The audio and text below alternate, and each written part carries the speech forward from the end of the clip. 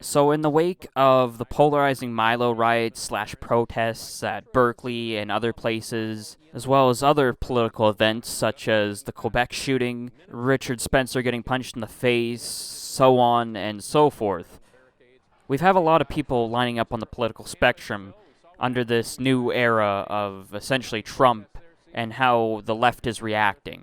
And it primarily centers around political violence and whether that is okay or not okay in certain contexts. And there's a lot of different people that have kind of gone on record that have said, it's okay to punch Richard Spencer because he's a neo-Nazi or whatever the fuck, whatever political views he has, even though he's not being violent, because his views are terrible.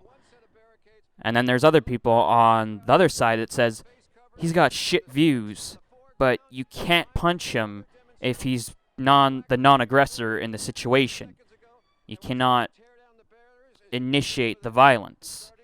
And then there's a lot of people burning those people and label them as the Nazis, and just a lot of divisive, almost civil war in the progressives that are willing to take the plunge in terms of whether or not they should use political violence, and those who want to take a stand on this is too far.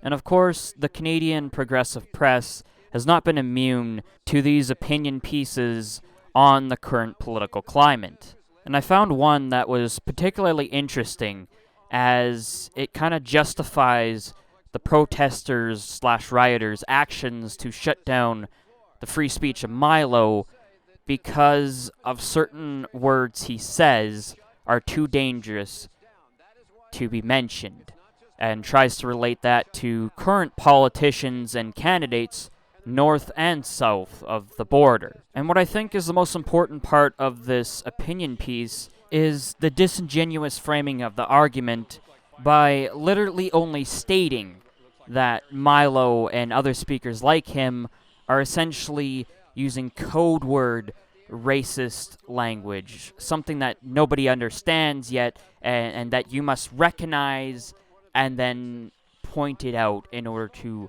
stop fascism, essentially. The writer essentially assumes that you understand that Milo is a bigot, or that you will simply take their word for it that Milo is a bigot, and that you will essentially recognize that he must be stopped, and what can you do to essentially stop the Nazis. And that really is the general vibe coming from the Canadian press as a whole. It's just all, Nazi here, racist, bigot, a line of slurs and just buzzwords of whatever made-up phobia, and just stop him, must stop him. There's just nothing really, anything more to substantiate it. It's like, okay, but I need to understand how Milo is a Nazi. Explain that to me. Link me a reference. Like, something, anything. Claiming he uses racism code is just a claim. It's nothing. I mean, for starters, you might actually want to explain how the code even exists. Take a specific phrase or word and translate it to what it's supposed to be, and then prove that that translation is correct based on historical examples. I mean, that's what they did with Pizzagate. They translated the code words or code phrases such as cheese pizza or hot dog or ice cream based on known pedophile rings that existed in the fringes of the internet that have been busted and proven to use that code. That's what you have to do here.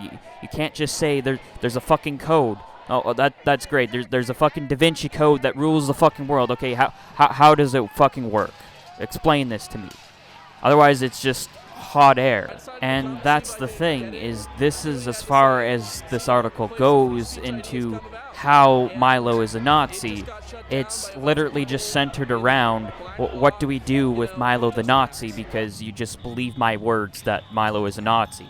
And I understand that this is an opinion piece and not an event reporting piece, which is a normal news article.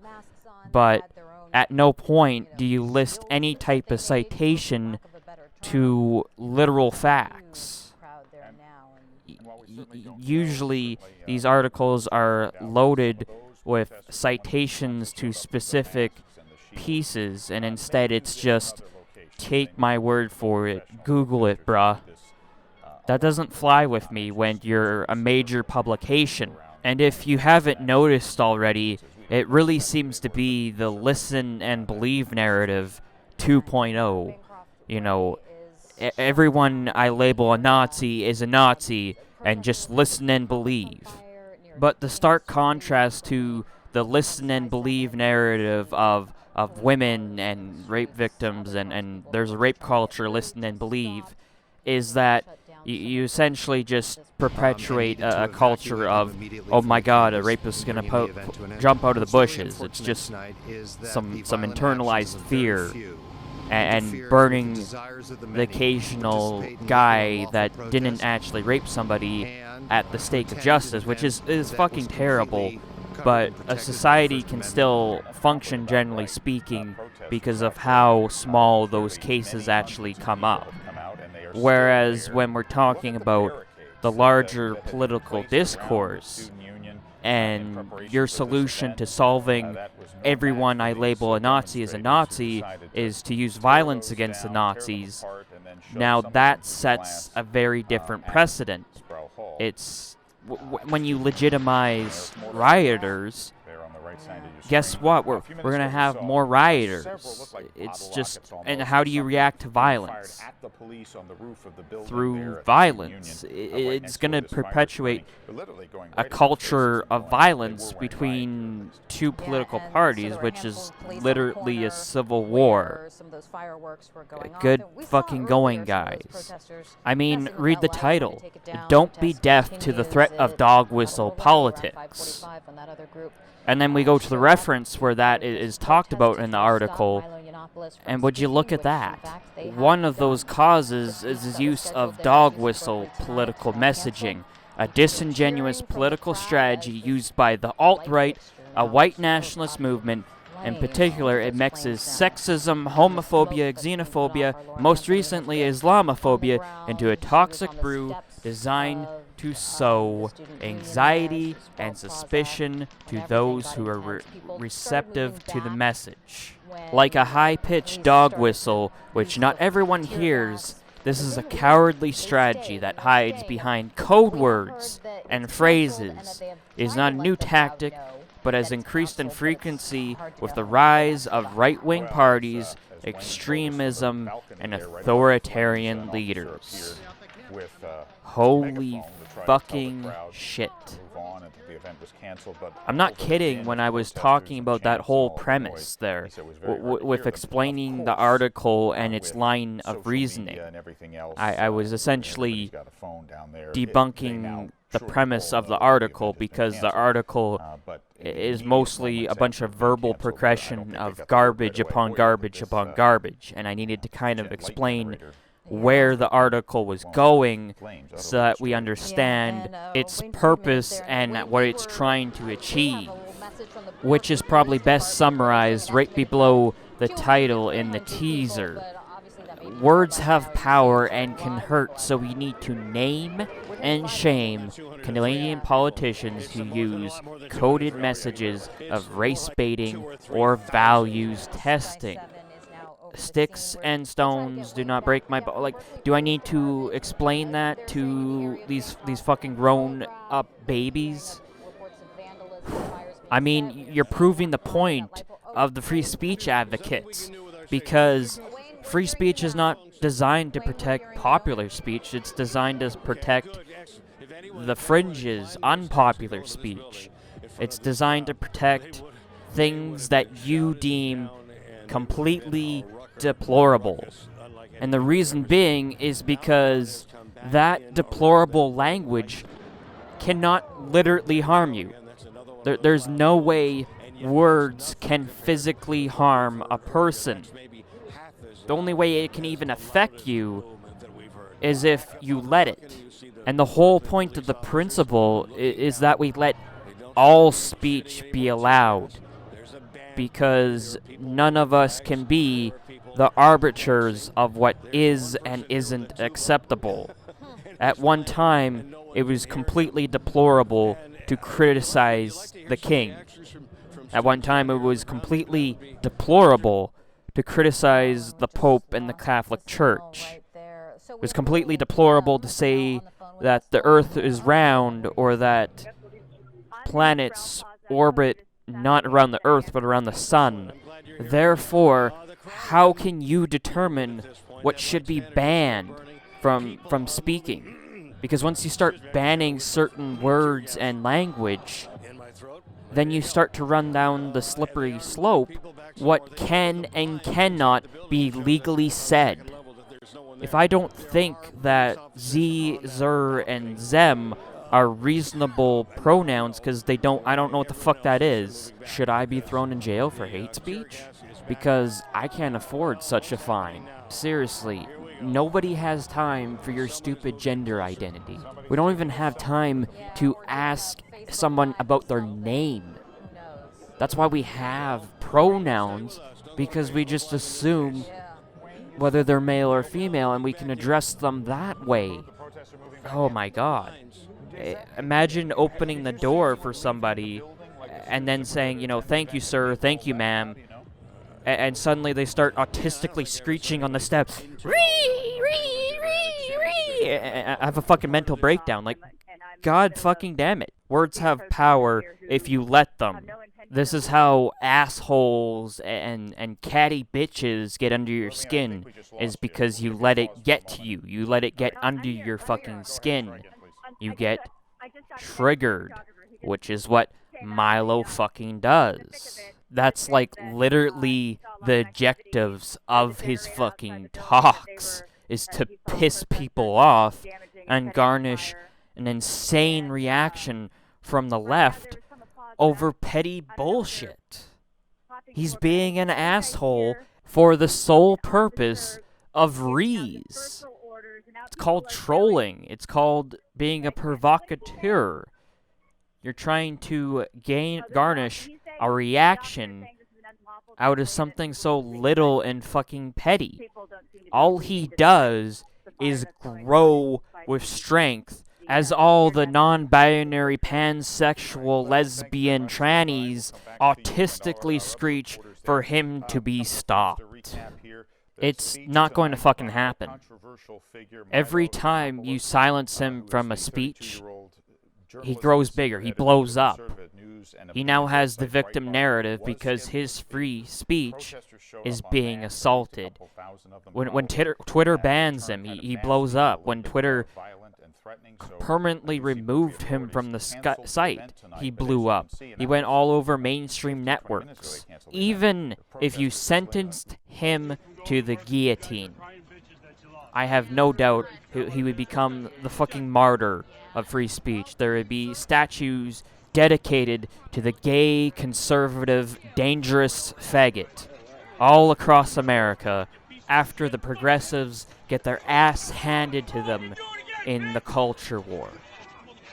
I'm not kidding, you're making a fucking legend.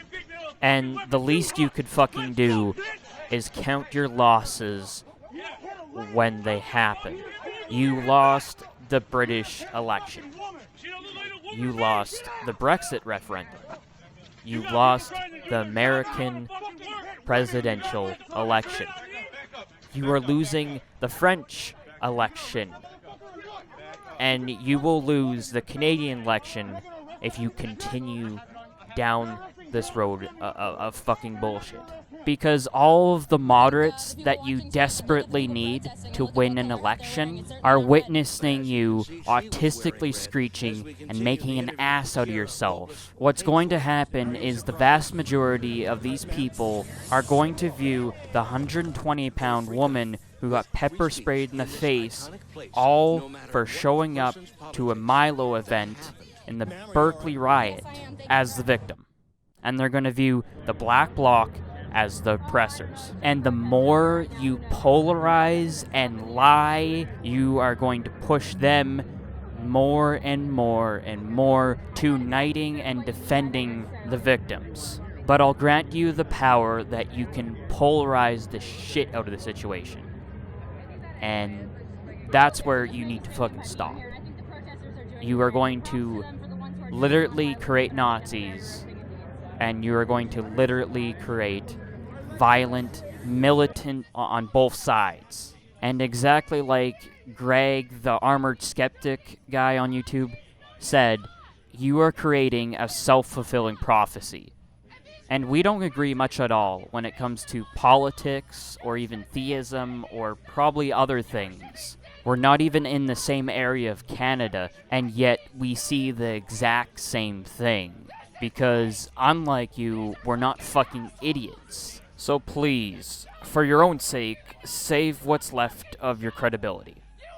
Stop lying like you lied in this article when you claim Steve Bannon is the puppet master of the White House, when you go on a rant of slurs and made-up phobias to describe everyone and everything that is fucking right of progressive, when you claim the Obama birther debacle is fear-mongering to Americans, even though the whole point is you're not eligible to run for the presidency if you're not American.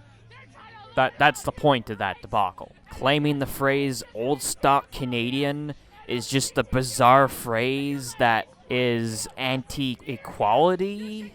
But the most egregious lie of all is the foundation for your argument, when you essentially ensure to describe the Quebec shooter as a Canadian white extremist male, and then conveniently fail to mention the 2014 Parliament Hill shooter's identity, which was brown and Muslim, and use these two examples as the foundation for the argument that the alt-right white nationalists are the problem. Brown Muslims cannot be in white nationalist movements. It just doesn't work. And this is how you are literally lying through your fucking teeth in this article. And people have seen through your shit. There was literally average everyday pedestrians in liberal Portland that were thanking the riot police for kicking the shit out of the black bloc, that were being complete meatheads and preventing transit workers from doing their fucking job. And I don't know if you noticed, but those cops leveled them onto the concrete. Something lefties and regular people would be crying, police brutality! But yet they're congratulating the cops. When I say polarizing, I mean you are going to push them closer and closer to accepting a police state, because a problem with disorder must be solved with order, which the best way to do that is more police. Which is, hint hint, wink wink, nudge nudge, a little fascist of them, wouldn't you say? Therefore, the best way you can defeat the fascists is by not causing disorder. And your role in this media is to not justify riots. Just fucking do it. Just condemn violence. Label rioters as rioters instead of protesters that got a little out of hand and started smashing Bank of America windows. Just do it. Just condemn violence. It's not that hard. Take Shia LaBeouf's previous advice. Just do it. But until then, I'm going to co-opt another piece of Shia's wonderful, brilliant advice. The media will not divide us. The media will not divide us. The media will not divide us. That will be my chant.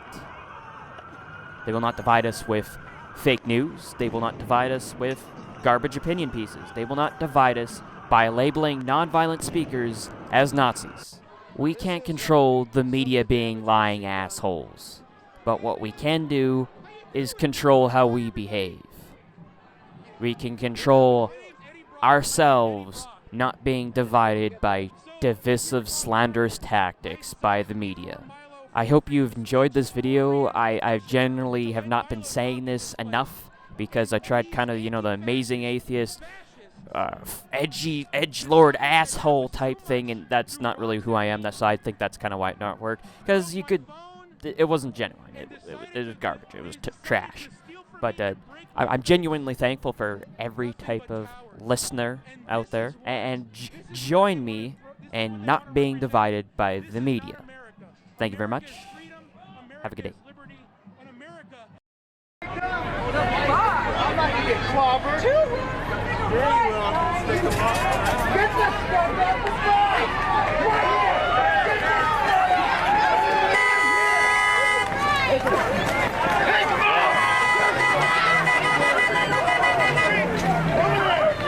Take them all down! Take them all down! Stay back! Stay back! Stay back! Then let them do the job! Circle! Stay back, guys!